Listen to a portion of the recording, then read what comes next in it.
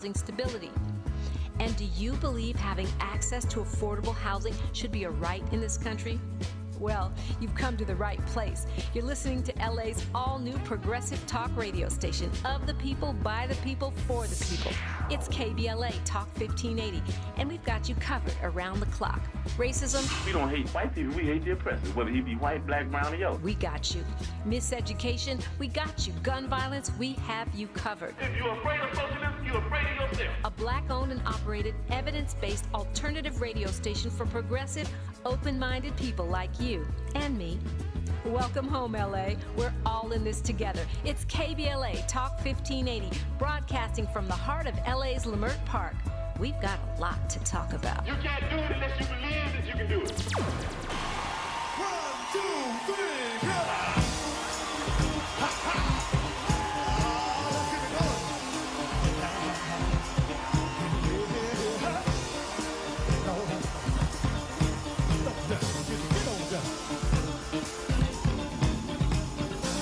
I'm gonna try to keep it coming. Things ain't always smooth, but I'll be alright as long as I can find the groove. Yes, I will. Somehow I know that I can make it. You seem to like my style. Alright. Don't you worry, I'm gonna be around a while. Yes, I will. I'm just happy to see you talk to me back in style again. I'm just happy to see you talk to me back in style again. Yeah.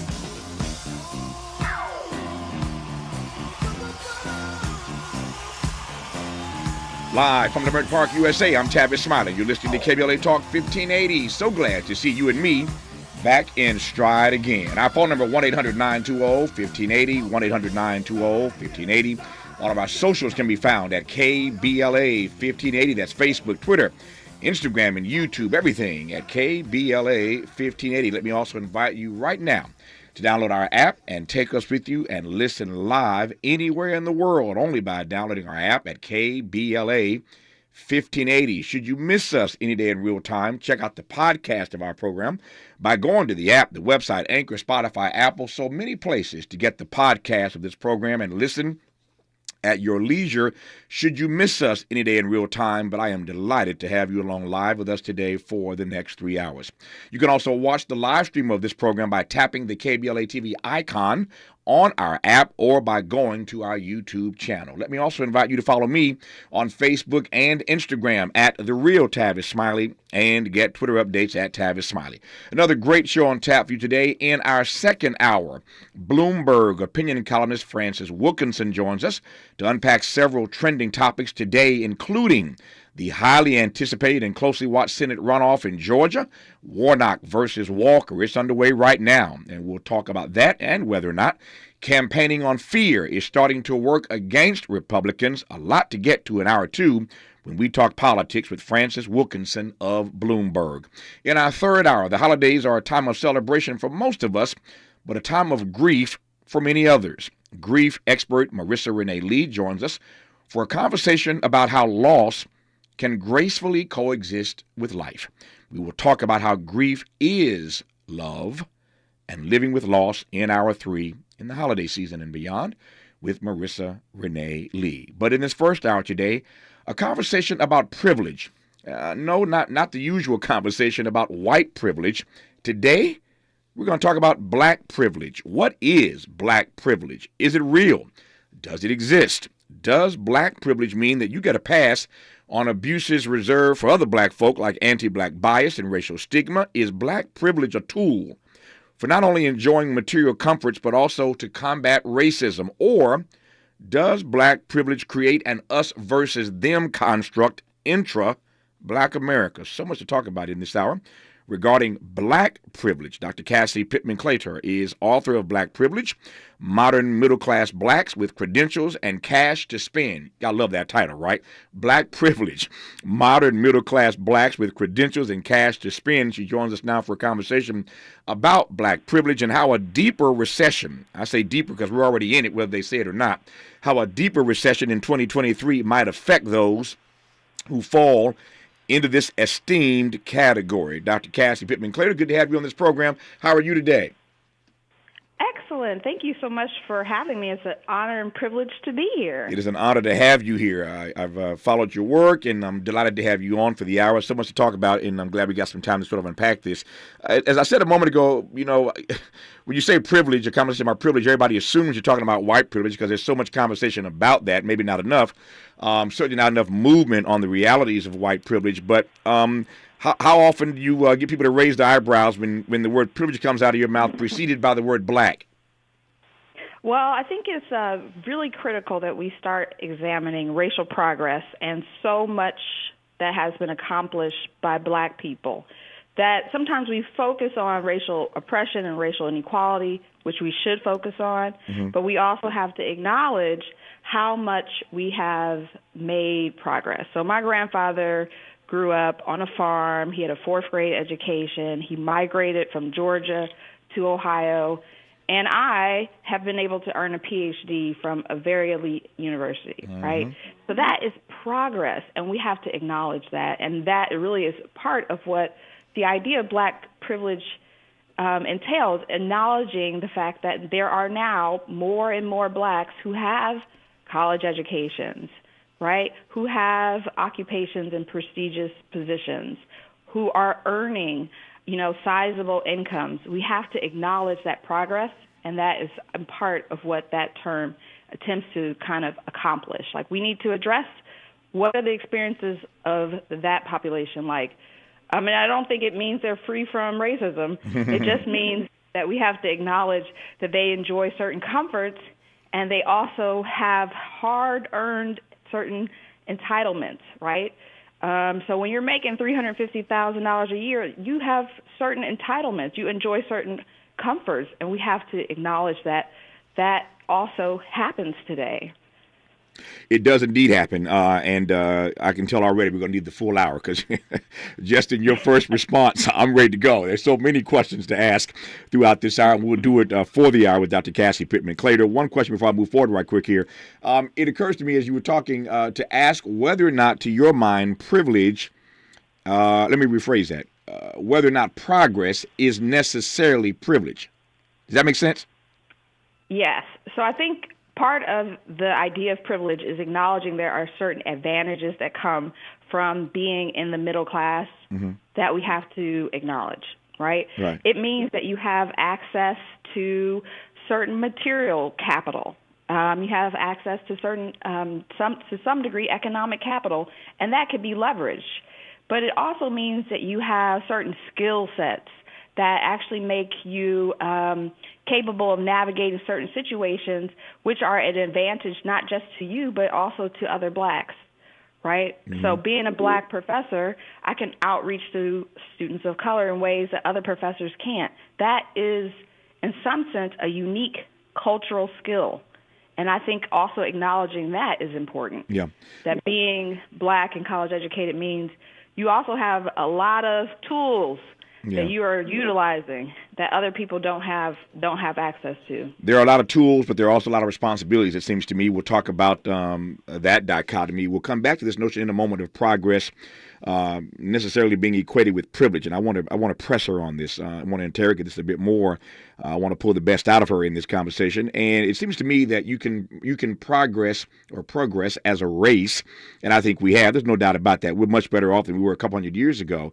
And yet I'm not sure that progress for our race necessarily means that we are privileged. I think that the conversation is really about individuals who are privileged and not the collective. And I'm sure that Dr. Cassie Pittman-Claytor might agree with me on that. We'll see.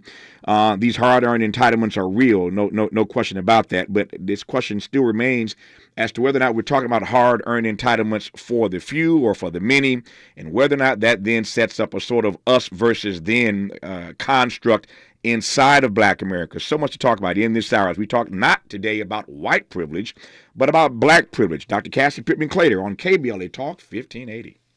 We've got a lot to talk about. Good thing we've got 3 hours. More of Tavis Smiley when we come forward.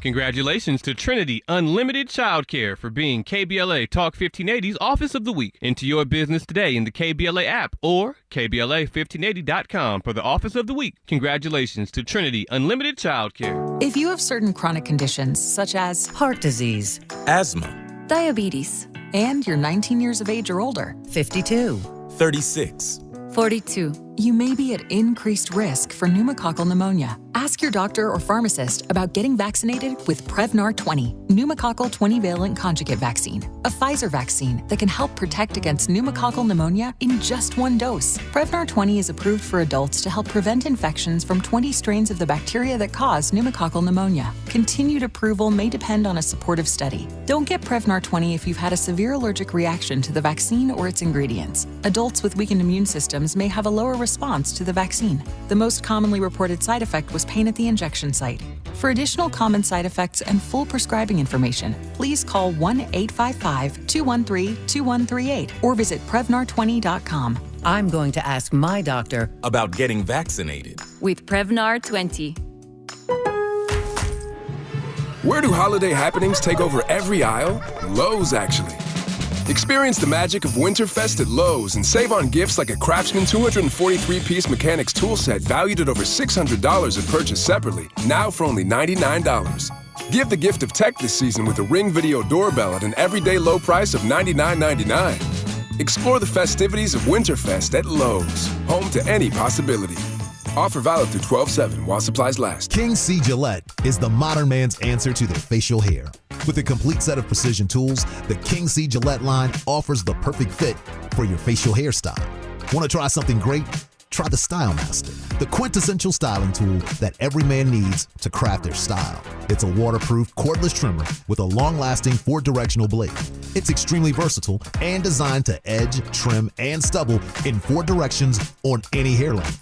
Master your style with King C. Gillette. Strengthening the Black Village is a nonprofit offering free, effective Black parenting training to those court-mandated to take parenting courses, and we're open to others. Register for our February 6, 2023 course by calling 323-804-8469. That's 323-804-8469. Visit strengtheningtheblackvillage.org. That's strengtheningtheblackvillage.org. Let's unpack a little bit more with Tavis Smiley. The conversation continues right now. It does indeed. I'm glad to have you with us today. You're listening to KBLA Talk 1580. Our phone number 1-800-920-1580, 1-800-920-1580. So pleased to be joined by an esteemed guest in this hour, Dr. Cassie Pittman-Clater. She's author of the book Black Privilege, Modern Middle-Class Blacks with Credentials and Cash to Spend. As I said, I love the title of her book. And now seems to be a most propitious time to have a conversation about black folk who have done well, black folk in the middle class, upper middle class, and beyond, because as this recession, I think, gets deeper, it raises some significant questions about what happens to all this black capital that we, some of us at least, have had access to over the years prior, and no better person to have on to discuss that and a great deal more than Dr. Cassie Pittman-Clater. So, Dr. Cassie, we were talking before that break a moment ago. At least I was talking about this notion of progress and whether or not progress necessarily equates to privilege. I was in a conversation the other day, and I was making the point that, I've learned as a talk show host over all these years, you want the right answer, you got to ask the right question. And the question is not, whether black folk are doing better today than we were 200 years ago. For God's sake, everybody knows the answer to that question is yes. The question is how black folk are doing today versus white folk today in real time. That is the real question the one has to wrestle with, it seems to me, to talk about whether or not we have made progress and whether or not that progress does, in fact, equal privilege. Does that make sense to you? Absolutely. So I think we have made progress, and as a consequence of that progress, there is a growing contingent within the black population that does experience what I think are real privileges. Mm-hmm. They are traveling the world. They are going and being a part of elite spaces. They are occupying, prestigious occupations in greater numbers. And I think that is both progress, but that also guarantees them access to certain resources, to certain opportunities, and that not all blacks have access to. So I think that is, in some sense, a privilege when you are gaining access to opportunities or resources that others don't have access to. That is a privilege. Some whites don't have access to. Working class whites are commonly excluded from certain elite spaces, which now have sizable, or not sizable, but have some blacks where, previously they had none. Yeah. So, I think, and we have to also, I think, contend with the idea that within the black experience is heterogeneous. Mm-hmm. So the black college-educated person's experience is not the white college-educated person's experience. Yeah. Not at all. In any respects am I saying that. But it's not also the experience of the black high school dropout. It's not also the experience of the black person who just has a high school diploma. If you have a college degree, you earn substantially more over the course of a lifetime. And I think we can't ignore that. That means your children might have better access to opportunities. That means you might live in different types of neighborhoods. That means that you might have access to life's pleasures and certain comforts. And I think we have to acknowledge that. That doesn't mean you're not experiencing racism. Sure. In some sense, you might experience more racism because you're navigating white spaces often as one of very few blacks, right? And that's something that in the book I detail. What does it mean to be one of few black investment bankers? That means you're navigating elite white spaces where black people and black culture is often devalued. So I do think there are it's certainly, black privilege is not equivalent to white privilege in no way, shape, or form. It certainly is restricted, and it certainly is, in many respects, it's completely different in some respects. Tell me, but I do think we have to. No, I didn't mean to cut you off. You're going. I'm sorry. I didn't mean to cut you off. Forgive me. You're going exactly where I wanted you to go, and I'm just trying to follow you here. This is the question I wanted to get to. So let's jump on it right now. What, to your mind, you're the expert here. You've researched this book, Black Privilege. What are the differences, if you could put your finger on just a few, the differences when you have a conversation about white privilege versus a conversation about black privilege? What are those distinct, unique differences? So one of the things that I think is very different, which you kind of got at when you said, is there a new sort of us versus them within the black population, is black people who are college educated and have economic advances are very cognizant of their relative advantage status, right? They're very cognizant of that. I think white privilege is often based on its invisibility and their lack of awareness of all the ways in which they are granted resources. And so I'll give you one example. When I talked to my respondents when I was doing my research, they wouldn't say I was lucky. They would say I was blessed. Or they would say, if not for the efforts of someone else, if so-and-so hadn't reached back and helped me out or done something for me in this regard, I wouldn't be where I am today. So it's a very different consciousness about how they got there, their responsibilities to help others, and they're very conscious that they are in a relatively advantaged stage in comparison to their poorer or working class brethren. So I think that is a critical difference, even a sense of responsibility to engage in racial uplift is very different. Yeah, I'm about to ask what does that awareness then? I'm glad you say that. Not at all surprised about that at all. But what does that cognizance? What is that consciousness? What does that awareness ultimately lead to? I mean, put another way, what's the payoff for us that Negroes who make it are aware of the fact that they made it, and it's not the same as making it in white America? What do we get for that? Is there a plus? Is there an upside to that? So I like to reference, if you think about our families, if you're a college-educated black person, more than likely you have a family that does not encompass all college-educated black people. So you're oftentimes, and there's research that shows this time and time again, middle-class blacks are constantly giving more to help out family members, to when people are in tight situations. So, I think this idea that there is like this separate experience, it might be in some sense separated, but there's a lot of giving back to the church, giving back to family and friends. So when one person makes it, they're not disconnected to other people who are maybe not as economically advantaged. Yeah. And I think that also separates black middle-class people because research shows they do that a lot more often. So I think that, that's one way to look at it, as not a few people benefit and other people are left behind. It's kind of like one person makes it and we all kind of benefit. And even in asking black people in my study about their aspirational consumption, so not actually things that they buy, but if they were to hit the lotto, what would they buy? And high on the list were homes for their mothers or family members, making sure their brothers and sisters get a college education or get out of debt, giving back to their church, building community centers.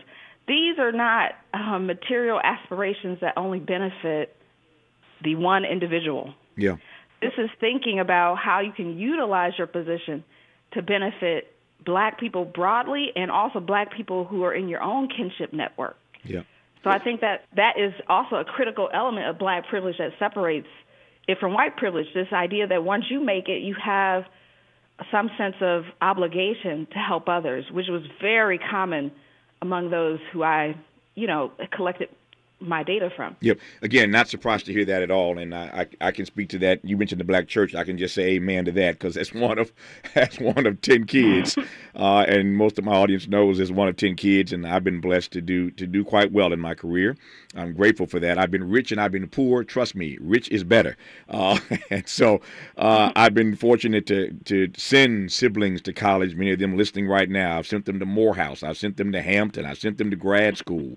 So I know what it's like to not necessarily bear that burden. For me, it's a joy. There's a joy in being able to turn around and to help your siblings and to see that in one generation of my family, because we've had access to education, I'm the first person on either side of my family, mother or father, to go to college and get a degree. And then behind me come 9 other siblings, most of them many of them who have college degrees and some advanced degrees.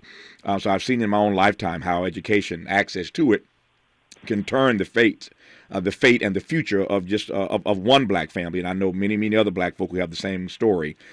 So I hear you loud and clear on that. I guess what troubles me about this conversation vis-a-vis black privilege outside of our community is that when the conversation is had, people will point to a variety of things and suggest that things are better for black folk than they've ever been. They will point to data and in very mean-spirited ways oftentimes suggest y'all are a whole lot better off here than you would have been in Africa. So and we've all heard these kinds of comments in our political discourse, which sadly is getting uglier and uglier by the day. I raise all this, Dr. Cassie Pittman-Claytor, because it seems to me that unlike the white community, and you a moment ago unpacked the distinct differences in definition between black privilege and white privilege, it seems to me though that inside of black America there are the black privilege is and has been reserved for a relative few number of people, comparatively speaking. That is to say, when you look at the collective, the whole of black people in many ways are still 3/5 of a person. And I mean that economically speaking. As you well know, we earn 3/5 to this day of what white folk earn. So yes, there is some black privilege, but by and large, the data is incontrovertible that black people still lag far behind in every single leading economic indicator category, in every category. So I wonder sometimes whether or not the conversation about black privilege, while it is real, and I'm glad you did the research that no one has done prior to you, while it's real, on the other hand, I wonder whether or not it's overstated. So I would say you talk about economic inequality, but in so many different domains, they're just not equal. The equal outcomes are non-existent. Wealth, educational attainment, health, middle-class black women fare far worse in terms of maternal outcomes than even poor white women. So across almost, I feel like so many social indicators, racial disparities are not just present, but in some sense even worse than they were, 30, 50 years ago, right? And certainly having a college degree or being economically advantaged does not privilege you from exclusion from some of those ways in which structural and institutional racism disadvantage blacks. So I don't mean to undermine this idea that because a few, or and I won't say a few, because, you know, something like 30% of blacks are college educated. If you add in those who have some college degree, some college, you know, so associates, or maybe they went to college but didn't complete, the number goes farther up. In New York City, for example, is 53% of blacks. That's not just a small portion, right? That's substantial. But that doesn't mean we're free from all the oppressive elements of our society. And you're exactly right. When compared to whites, the statistics don't fare well. So, I mean, I think that's just a part of the reality we live in. I do think it is important to think about how do different people experience structural racism. And so how is racism experienced by college-educated blacks as compared to those who are excluded, or who have less education, or less, might be poor or working class? I'll give an example.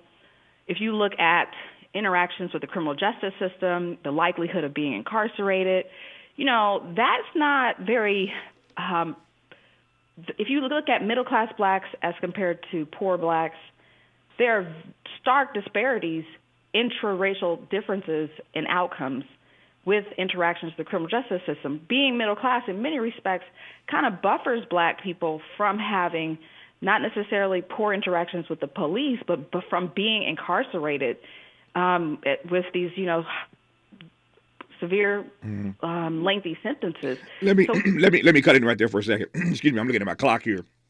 I've got news, traffic, and sports. I want to get out of the way. Excuse me. Let me do the news, traffic, and sports and get my throat together. And we'll continue this conversation. We're talking, in case you've just tuned in, and you can probably tell, we're talking about today privilege, but not white privilege, black privilege, with the author of Black Privilege, Modern Middle-Class Blacks with Credentials and Cash to Spend. Her name is Cassie Pittman-Clater, Dr. Cassie Pittman-Clater. We'll continue our conversation with her about black privilege when we come forward. You're listening to KBLA Talk 1580. From our heart to your heart.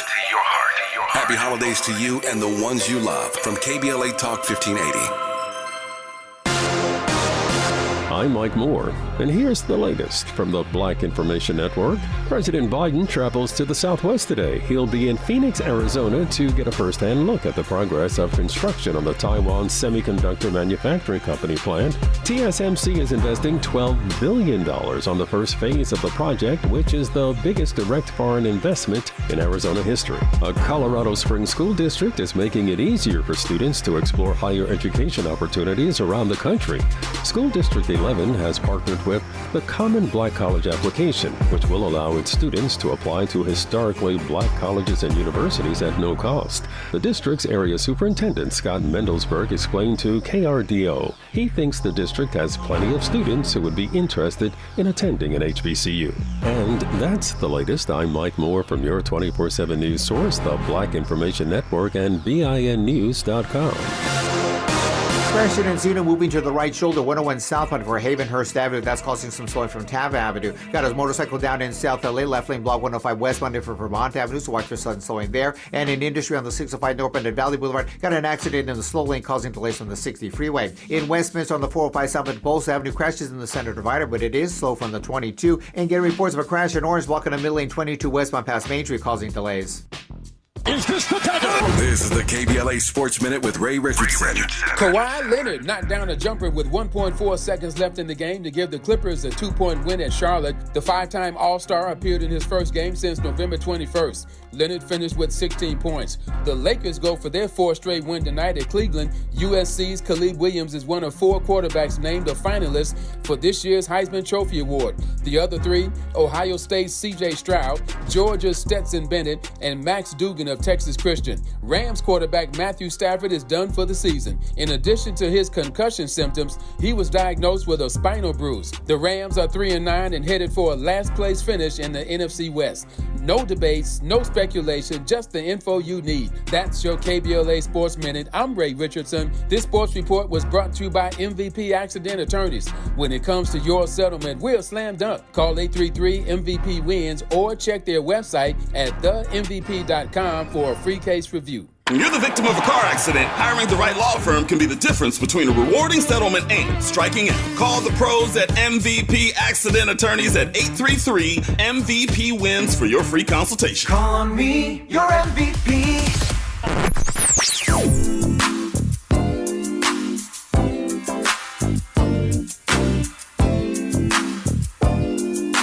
This is KBLA Talk 1580.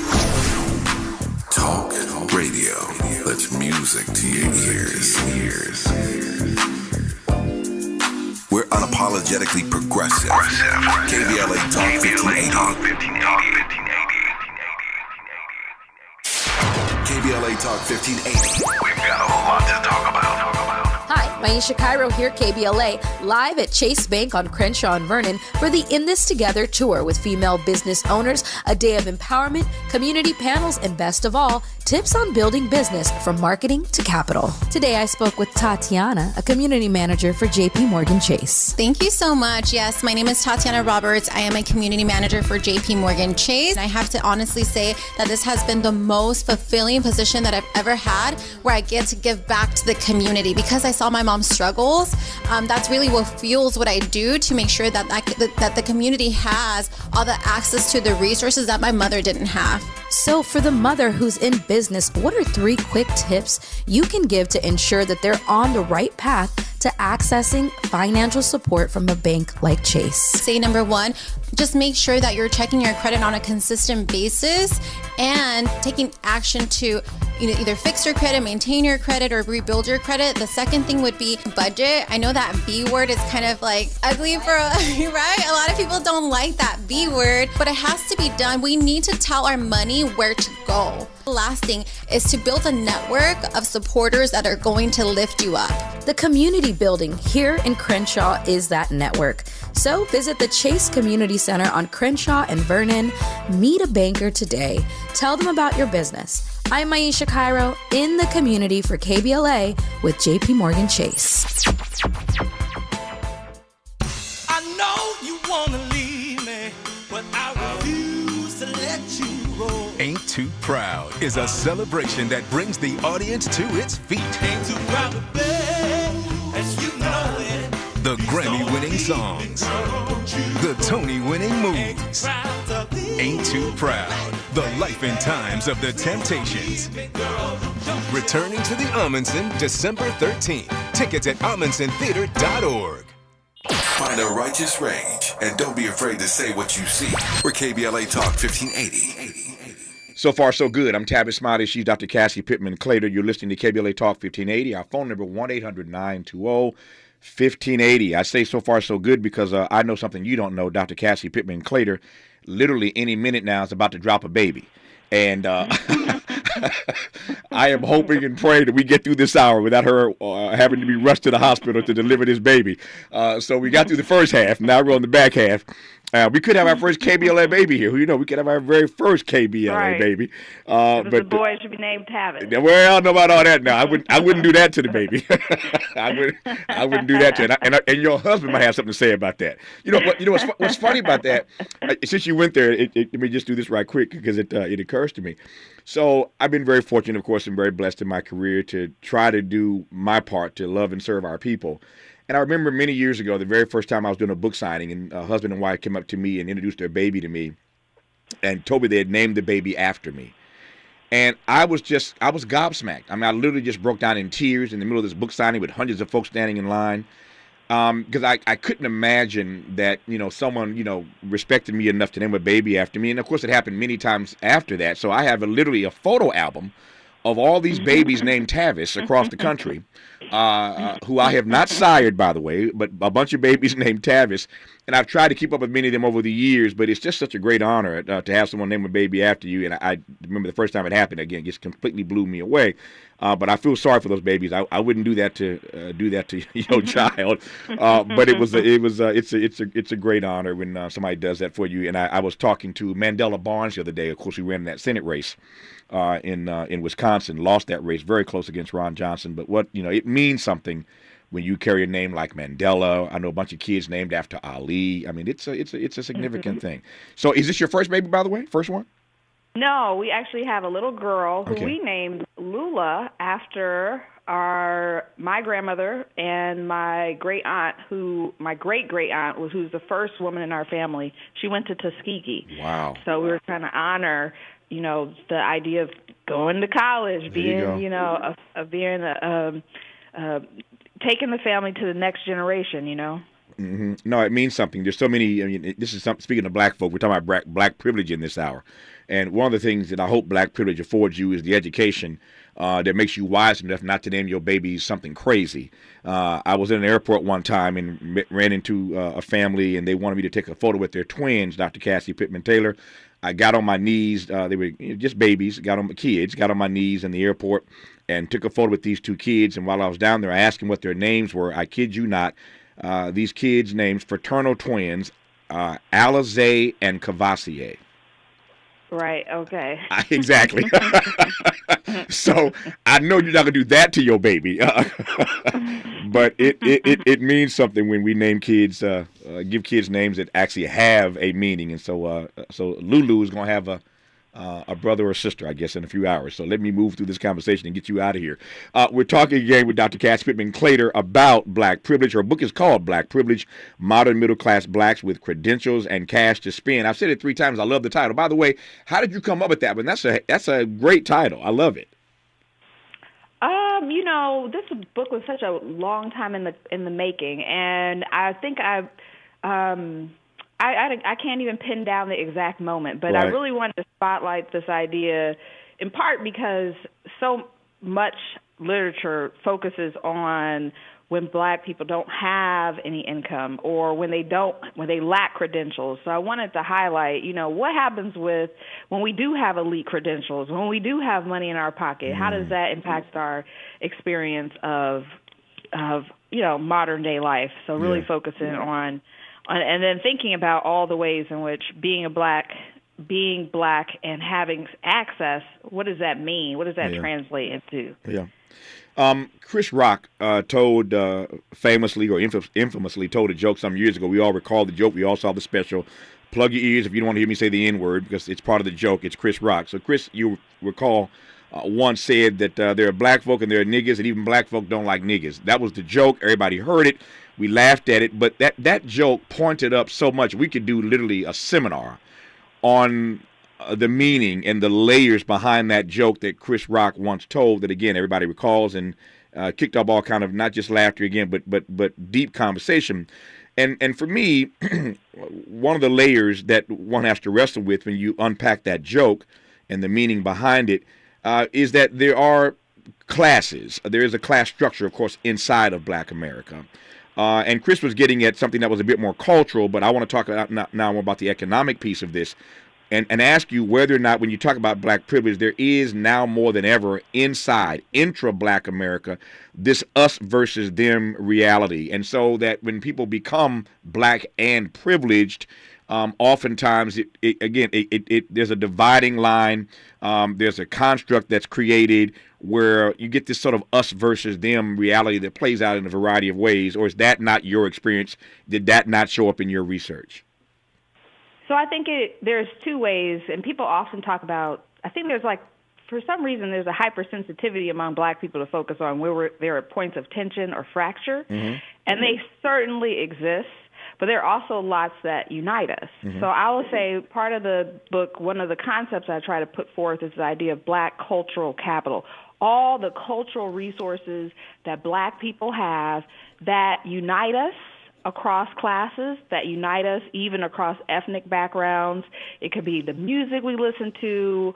It could be our food, our cuisine, our language, our slang. There's so many different, our interests, our desire to travel to certain places, travel to Egypt or we have a lot of cultural linkages that unite us. We also have class-based cultural sensitivities and dispositions, which might separate us. And that might be, like you said, naming practices, right? It might be in terms of how you approach parenting. There's lots of research that shows parenting styles radically differ depending on class status. So I think that in many ways we're united by our similar racial cultural capital, our black cultural capital, and there are ways in which we are separated or made distinct by our class sensibilities, right? And in many respects, if you have certain class sensibilities, those are going to be rewarded in certain environments. So, for example, my husband's an avid golfer. That gains him access to certain environments that if he didn't understand the rules of the game, or not just understand, but be able to execute and play so well, those doors wouldn't be open to him. So there's also this idea of class-based culture that can open doors. So I think we have to make this distinction. There certainly is, which I think in that Chris Rock joke, he's highlighting class-based differences. He doesn't talk about love of jazz or certain styles of worship, which unite black people. He's talking about parental practices, certain other ways in which class, I think, often informs behavior. So I think that would be the distinction I make. And I think in many respects, when you're black and you're in elite positions, you might still go to the same barber that you went to. That doesn't mean you now go to a high status elite white barbershop. You're still connected through those black cultural traditions, rituals, knowledge bases, understandings. You understand what I'm saying? Yeah, I do. When we come forward here, I want to pivot from that to this, and that is this notion of hard-earned entitlements that you addressed earlier. I basically not just pivot. Let me be frank. I want to flip it because we've talked about the advantages of black privilege. I want to talk now about the challenges that come along with being black and being privileged. They are privileges, I should say, hard-earned, and there are entitlements that come along with that. But there are also challenges as these black privileged individuals, try to navigate these elite white spaces. And I want to talk about that side of the coin when we come forward in this conversation about black privilege, modern middle-class blacks with credentials and cash to spend, and the author of that fine text, Dr. Cassie Pittman-Clater. You're listening to KBLA Talk 1580. Say the quiet part out loud. KBLA Talk 1580. 3 Bay Area counties have black women chief prosecutors. Maisha Cairo here with your K-Black Minute News, brought to you by CaliforniaBlackMedia.org. Civil rights attorney Pamela Price made history when she was elected Alameda County's first African-American district attorney. Price joins 2 other black women, Contra Costa County DA Diana Becton and San Francisco DA Brooke Jenkins, holding the same office in their Bay Area counties. Price is the 5th black woman to be elected district attorney in California. Former DAs on the list are Vice President Kamala Harris, who was San Francisco's DA from 2004 to 2010, and Jackie Lacey, who was Los Angeles County's DA for 2 terms from 2012 to 2020. KBLA listeners, what are your thoughts on these offices being held by black women? Let us know on all social media platforms at KBLA 1580. We've got a lot to talk about. Leaving things half done? Not a good option. Like a half-baked peach cobbler. A gummy crust? I don't think so. A half-done hairdo. All done.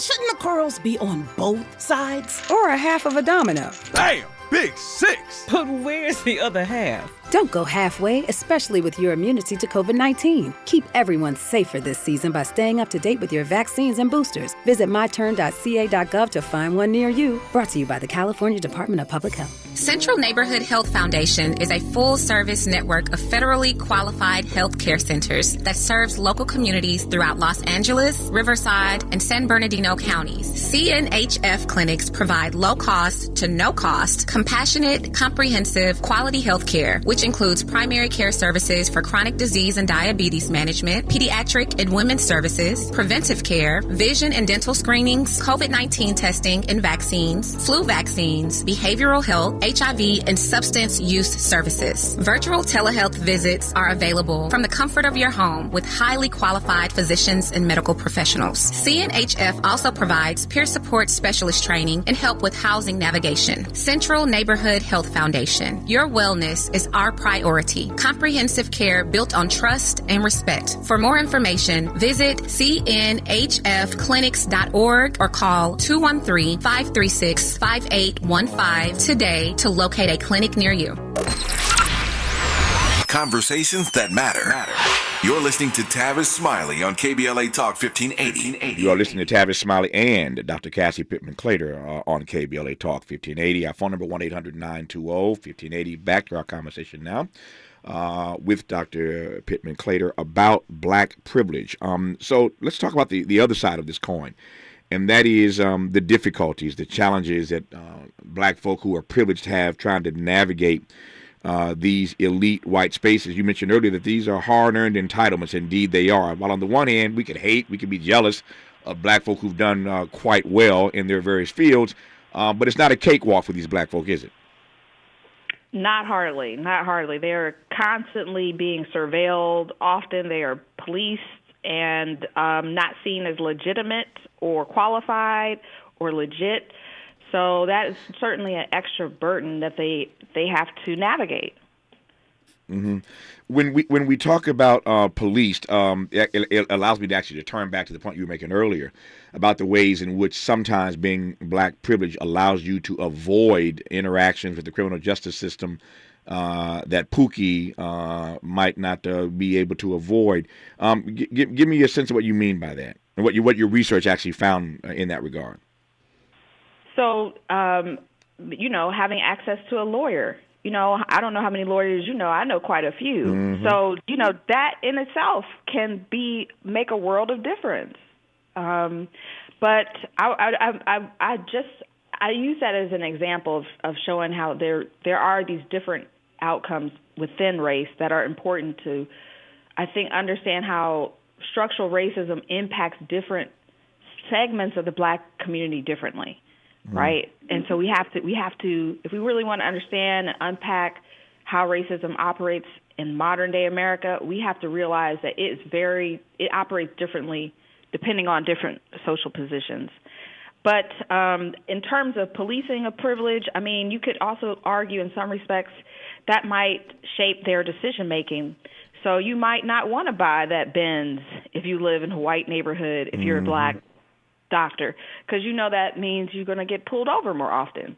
So it also shapes decisions in ways I think are important to highlight, because I think a lot of the sort of public pronouncements are, if black people would just go to school, if they would just work hard, if they would just, achieve professionally, then they wouldn't have all these problems. But that really doesn't address all the ways that racism is still operative at an elevated rate, even if you have done all those things, right? Mm-hmm. So that doesn't alleviate racism for this contingent of blacks. Yeah. And I think that's important to illustrate that racism is operative no matter where you are in the class spectrum, instead of focusing so much on what are some of the adverse impacts of racism for the poor.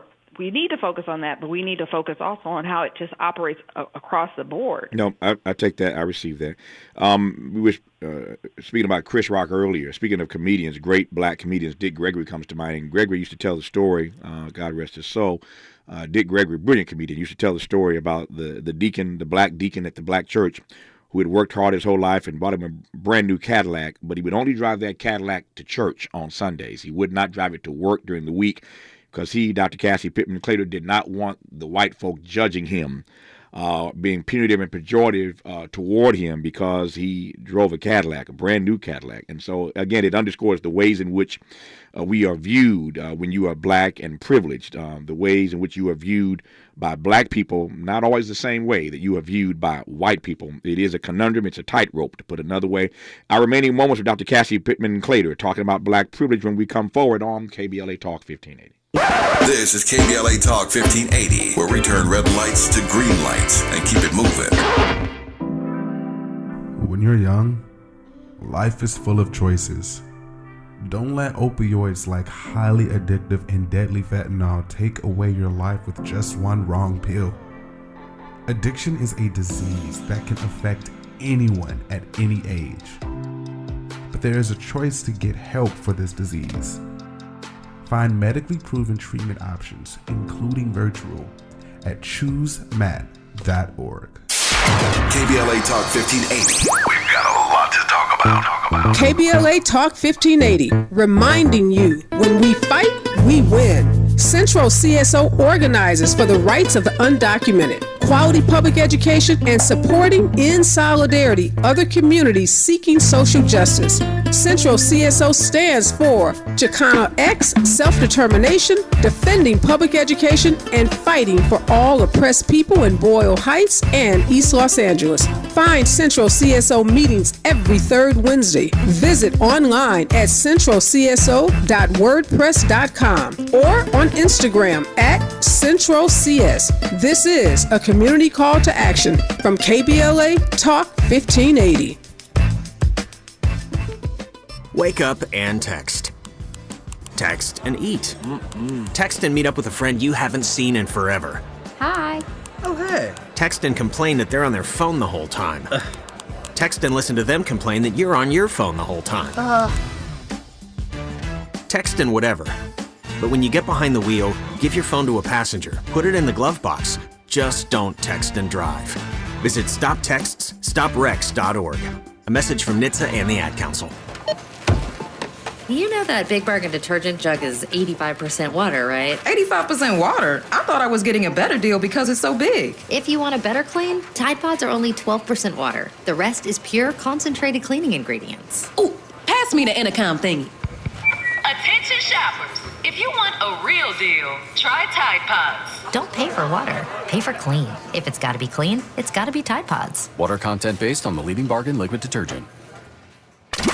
Interrogating your assumptions and expanding your inventory of ideas. Let's get back to Tavis Smiley on KBLA Talk 1580. A little less than 5 minutes to go, Dr. Cassie Pittman Claytor, and I will have done my part to survived this baby dropping in Cleveland. And I hope your husband ain't on the golf course right about now, just in case. No. Okay. Too cold. Good. Too cold anyway. Yeah, in Cleveland. I forgot about this. That time of year. Yeah. Let me raise two other issues before I lose you in this hour, and I've enjoyed this immensely. One, what to your mind, what are the takeaways from all of these African American first, talking about black privilege, these African American first that we continue to see, day in, day out, week in, week out. On the one hand, to my mind, these African American first are something to celebrate, and I've been fortunate to have a few of those in my own career. On the other hand, it reminds me of all the ground that we have yet to cover, all the ways in which we've been denied opportunities to operate in certain elite white spaces. I'm thinking now of KBJ on the Supreme Court. I'm thinking of, Lisa Cook at the Fed. I'm thinking of a number of other positions. You know exactly what I'm talking about. But these African American first continue to happen not because we've not been qualified and talented to exist in these spaces, but because we've been denied access. Jesse Jackson tells the story all the time that Jackie Roosevelt Robinson wasn't the first brother that could play Major League Baseball with the white boys. He was the first one they gave the opportunity to play baseball in the major leagues with the white boys. So in this conversation about black privilege, we continue to experience these African American first. How do you process that? How do you see that? So the last chapter in the book is called Striving and Surviving. Mm-hmm. And I think that encompasses a lot of what you're saying, that it's a bifurcated experience of advances and still yet new and nuanced struggles. But I would say we're moving towards a more racially diverse America. So if you're under 18 today, you're already a part, the number of racial minorities exceeds that of whites. It's already more racially diverse. And as, the demographics are changing. So one of the key strengths, one of the assets, the skill sets that I think advantages middle-class blacks, and something that they are cultivating and developing, is this ability to navigate different types of cultural terrains, which I call cultural flexibility. Mm-hmm. Being able to be, draw on their black culture in one setting, draw on their knowledge of elite settings in another settings, being dynamic in a way that I think is an advantage. And I think if we can continue to cultivate that as the world becomes more and more diverse, we'll increasingly be in a position of strength. And we can also be in those positions of power in ways that whites have just simply not engaged in those positions in ways that are more equitable, that are more progressive, that are more oriented towards the collective interests, that attempt to create more equitable conditions. So I think if we can draw on our ability to navigate and also maintain that sense of collective orientation, I think that the world would be a better place. Yeah, the world would in fact be a better place. Let me ask you in the 90 seconds I have left, though, whether or not, all that said, you think the future of black privilege and black power is escalating or de-escalating? Does it increase or does it wane? I think it increases. I think as long as we're capable of retaining some of the advantages that were established, in prior generations. So, in the state of Georgia, which I'm sure y'all going to delve into, there are all these ways in which they have tried to roll back, the ability to access voting. Mm-hmm. So it's a continual fight. It's never sort of a battle won. It's a continuous fight. Mm-hmm. And I think, if we continue to be at the forefront of that fight and lead in a different way, then I think we will continue to make progress. We've done so far. I feel like when you look at the progress black people have made, it's actually quite remarkable. No doubt about it. No doubt about it. And so I think that shows that we're quite resilient and we're resourceful. So I'm hopeful. Yeah. Nothing wrong with hope, and I hope you have a healthy, happy, beautiful baby in the moments after this conversation. I'm glad we got through it. I'm glad you agreed to do it, and what a great conversation it was. Her name is Dr. Cassie Pittman-Clater. Her book is called Black Privilege, Modern Middle-Class Blacks with Credentials and Cash to Spend. As she already teed up a moment ago, we are, in fact, in the next hour going to talk about Georgia. We're going right there right now to talk about this race between Warnock and Walker and what will happen at the end of this day. But for now, we thank Dr. Cassie Pittman-Clater for this conversation. Wish her all the best, she, her husband, and that growing family. Thank you for your time, Doc. All the best to you. Thank you so much. I enjoyed our conversation. I enjoyed it immensely. Thank you for your time. Hour 2 with Tavis Smiley after news, traffic, and sports on KBLA Talk 1580. KBLA 1580 Santa Monica. I'm Mike Moore, and here's the latest from the Black Information Network. President Biden travels to the Southwest today. He'll be in Phoenix, Arizona,